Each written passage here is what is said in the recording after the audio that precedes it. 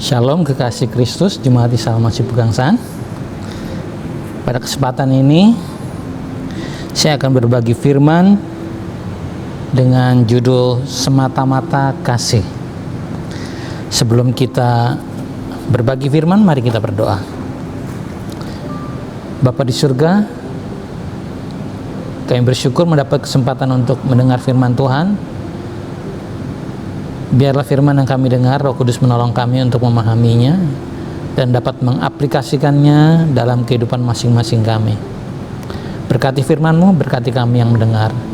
Dalam nama Kristus Yesus kami mohonkan ini kepada Bapa di surga. Amin. Bapak Ibu, bacaan firman Tuhan saya ambil dari Matius 20. Dalam perikop perumpamaan tentang orang-orang upahan di kebun anggur, itu tertulis dalam ayat 1 sampai ayat 16. Jadi secara ringkas, apabila Allah, dalam ayat 1, apabila Allah memerintah, keadaannya seperti perumpamaan ini. Seorang pemilik kebun anggur keluar pada waktu pagi mencari orang untuk bekerja di kebun anggurnya. Sampai berapa kali ia keluar? Sampai hingga menjelang hari itu berakhir. Sesuai konteksnya, perumpamaan ini ditujukan kepada bangsa Yahudi, termasuk kepada para Farisi dan ahli Taurat mereka. Perumpamaan ini bisa dibandingkan dengan perumpamaan tentang dua orang anak di Matius 21 ayat 28 sampai 32. Atau ayat 33 sampai 46-nya perumpamaan tentang penggarap-penggarap kebun anggur, atau di Matius 22 ayat 1 sampai 14 perumpamaan tentang perjamuan kawin, dan di dalam Roma 3 yang intinya manusia dibenarkan karena iman. Pelajaran apa yang dapat kita terapkan dalam hidup kita melalui bacaan kita ini?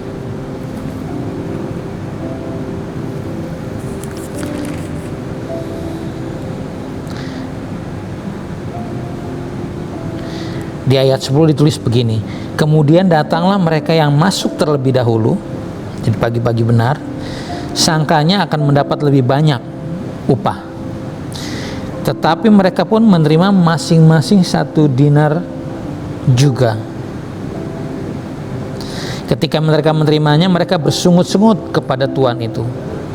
Katanya, mereka yang masuk terakhir ini hanya bekerja 1 jam, dan engkau menyamakan mereka dengan kami yang sehari suntuk bekerja berat dan menanggung panas terik matahari.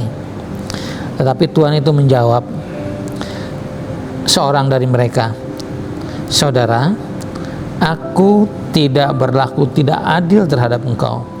Bukankah kita telah sepakat sedinar sehari?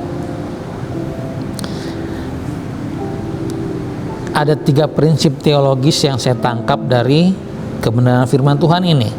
Yang pertama, Tuhan tidak berhutang dan tidak berkewajiban untuk bermurah hati kepada siapapun. Tidak. Kebaikan Tuhan atas manusia, atas kita, semata-mata hanya karena kasih setianya. Jadi kebaikan Tuhan adalah semata-mata atas dasar kasih-Nya. Only by grace, sola gratia.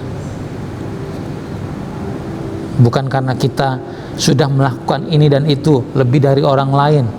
Tidak. Hanya semata-mata karena kasih setia Tuhan. Yang kedua, pandanglah dunia dengan cara Tuhan memandangnya. Jadi tangkap kepedulian Tuhan untuk menawarkan kasih karunia-Nya kepada semua orang, di semua tempat dan di setiap kesempatan. Kalau kita mau bandingkan dengan penjahat yang disalib di samping Yesus, dia baru menerima Yesus dan percaya kepada Yesus pada detik-detik terakhir sebelum dia mati di atas kayu salib. Dan Tuhan katakan, hari ini juga engkau bersama dengan aku di Firdaus. Tuhan memberikan kesempatan kepada setiap orang, apapun kondisinya, jika ia percaya kepada Kristus, menerima Kristus sebagai Tuhan dan Juru Selamatnya, ia selamat.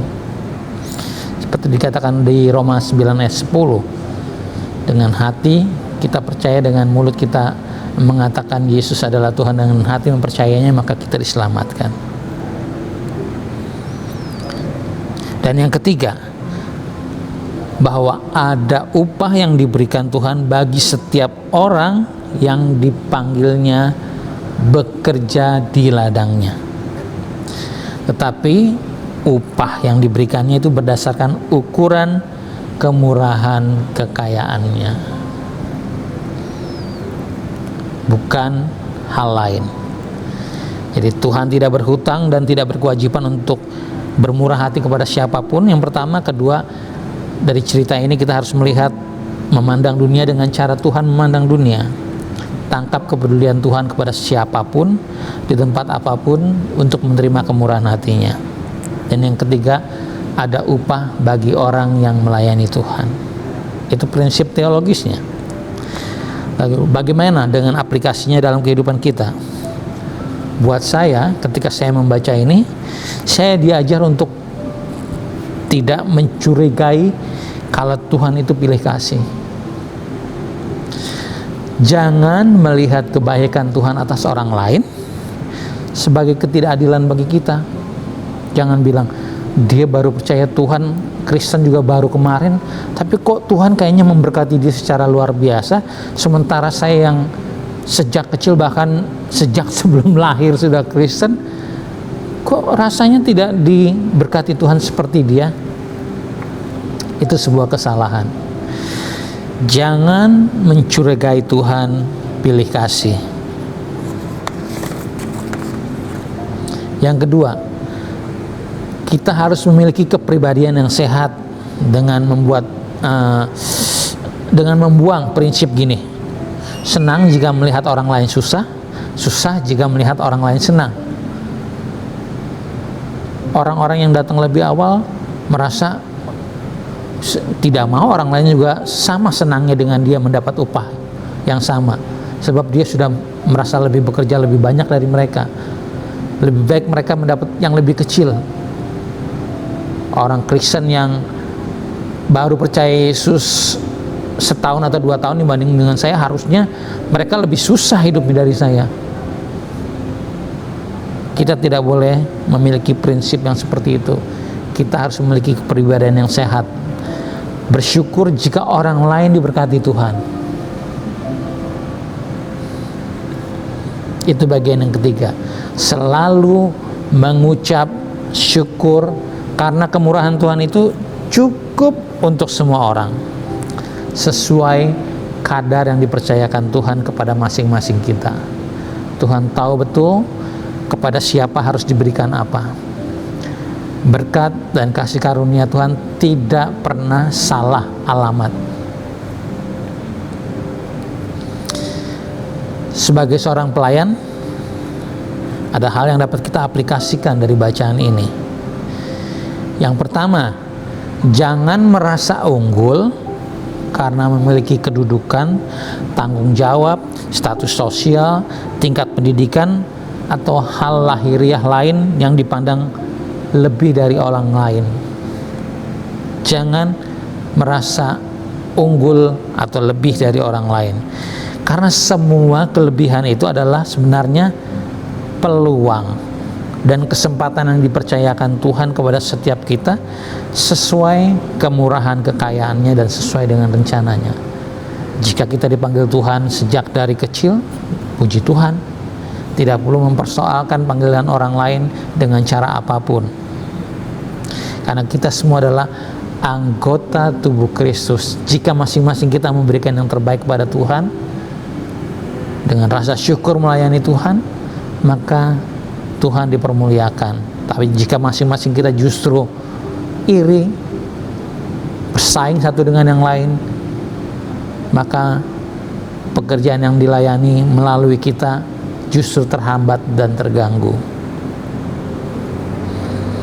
Dan yang kedua, sebagai penggarap kebun anggur Tuhan, ingat, sebelum dipanggil, kita semua berada di luar kebun anggur tanpa status dan tanpa upah.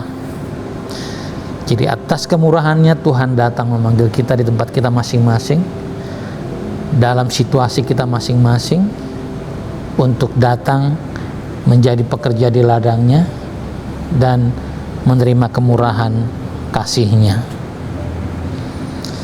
Maka lakukan segala sesuatu yang dipercayakan kepada masing-masing kita seperti untuk Tuhan,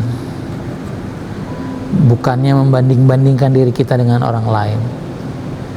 Dengan begitu Tuhan memberkati kita dan kita menjadi berkat bagi banyak orang. Tuhan Yesus memberkati. Kita berdoa. Kami bersyukur jika saat ini kami bisa mempercayai Engkau Yesus sebagai Tuhan dan Juru Selamat kami. Kami bersyukur jika kami memiliki kerinduan untuk melayani Tuhan. Kami bersyukur juga atas panggilan-Mu pada orang-orang lain, saudara-saudara seiman kami. Tolong kami untuk dapat bersinergi dengan mereka semua, dimanapun Tuhan menempatkan mereka, di bidang pelayanan apapun Tuhan percayakan kepada mereka. Biarlah kami saling mendukung, saling menguatkan, saling menopang sebagai sesama anggota tubuh Kristus, sehingga gereja-Mu Tuhan, setiap kami orang-orang yang percaya, dapat menjadi berkat bagi dunia ini. Dalam nama Kristus Yesus kami berdoa kepada Bapa di surga, memohonkan semua ini. Amin.